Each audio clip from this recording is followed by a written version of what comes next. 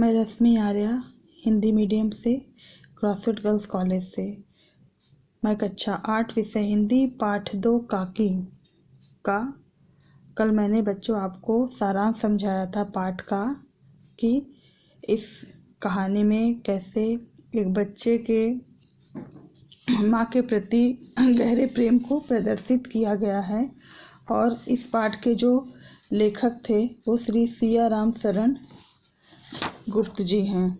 तो बच्चों, ये जो कहानी थी ये बहुत ही मार्मिक कहानी है और इस कहानी से हमें यही देखने को मिला है कि एक छोटा बच्चा अपनी माँ के लिए कितना ज़्यादा दुखी है। कल मैंने जो सारांश समझाया था वो आपको समझ में आ गया होगा और मैंने कुछ प्रश्नोत्तर संबंधी कार्य भी कराए थे।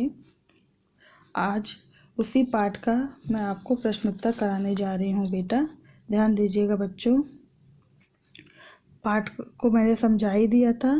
अब पहला जो क्वेश्चन है वो है, श्यामू ने भोला के सामने कौन सा रहस्य खोला। इसका उत्तर है, श्यामू ने भोला के सामने पतंग को ऊपर राम के पास भेजने का रहस्य खोला। उस पर बैठकर काकी नीचे उतरेगी, ऐसा वो बच्चा सोच रहा था। ये हो गया पहले क्वेश्चन का आंसर। दूसरा क्वेश्चन है बच्चों, श्यामू ने जवाहिर भैया से कागज पर काकी क्यों लिखवाया। इसका उत्तर है, श्यामू ने जवाहिर भैया से कागज पर काकी शब्द इसलिए लिखवाया ताकि पतंग सीधे काकी को ही मिले। तीसरा क्वेश्चन है, उड़ती हुई पतंग को देखकर क्या सोचकर श्यामू का हृदय एकदम खिल उठा। श्यामू का हृदय उड़ती हुई पतंग को देखकर एकदम खिल उठा क्योंकि वह भी पतंग आसमान में उड़ाएगा और पतंग की डोरी पकड़कर ऊपर बैठी काकी नीचे उतर आएगी।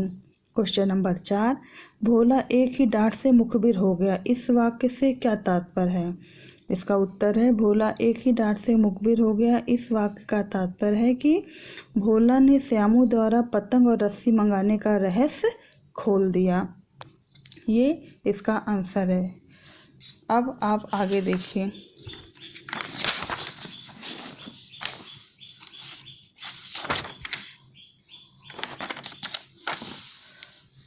फिर क्वेश्चन है, रस्सी से पतंग तानकर काकी को राम के यहाँ से नीचे उतारेंगे। भोला से यह बात सुनकर विश्वेश्वर हतबुद्ध क्यों हो गए। इसका उत्तर है, विश्वेश्वर को श्यामू की काकी को बुलाने की योजना का पता चल गया, जिससे श्यामू की मासूमियत और उसका काकी के प्रति गहरा प्रेम प्रकट होता है। इस कारण विश्वेश्वर हतबुद्धि हो गए।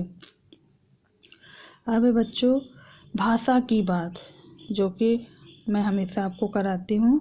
ध्यान दीजिए, नीचे लिखे वाक्यांशों के लिए एक एक शब्द लिखना है। पहला है, जिस पर विश्वास ना किया जा सके, एक शब्द में वो है अविश्वसनीय। जिसका स्वर्गवास हो गया हो उसे कहते हैं स्वर्गीय। तीसरा, जो अपने मन को एकाग्र रखता हो, एकाग्र चित्त। चौथा, वह स्थान जहाँ शव जलाए जाते हैं, शमशान। ये आज का आपका प्रश्नोत्तर भाषा के कार्य, ये आपका लेसन आज ख़त्म हो जाता है। बच्चों इसे आप अपनी कॉपी में साफ साफ लिख लीजिए और लिखने के बाद इसका रिवीजन ज़रूर करिएगा, इसकी पुनरावृत्ति ज़रूर करिएगा ताकि आपको लेसन भी समझ में आ जाए और आपको याद भी हो जाए। अब बच्चों मैं आपको कुछ गृह कार्य भी देना चाह रही हूँ और दे रही हूँ, आप उसे घर पर बैठ के करिएगा। गृह कार्य है मुहावरे और वाक्य प्रयोग, है ना। तो मैंने मुहावरा लिख दिया है, उसका अर्थ लिख दिया है। अब आपको केवल उसका वाक्य प्रयोग करना है।